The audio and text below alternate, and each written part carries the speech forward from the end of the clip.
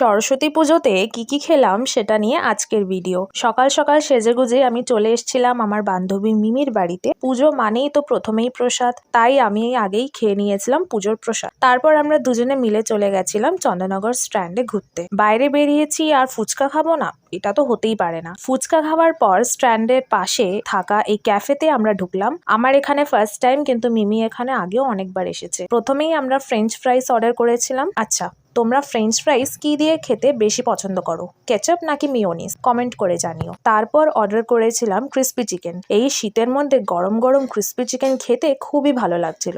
এত খাওয়ার পর আমাদের পেটে আর জায়গা ছিল না, তাই ক্যাফে থেকে বেরিয়ে আমরা বাড়ির দিকে রওনা দিলাম। বাড়ি এসে একটু থামস আপ খেয়ে আমি কিচেনে ঢুকলাম। ওখানে দেখি আন্টি গরম গরম কড়াইশুটির কচুরি ভাজছে।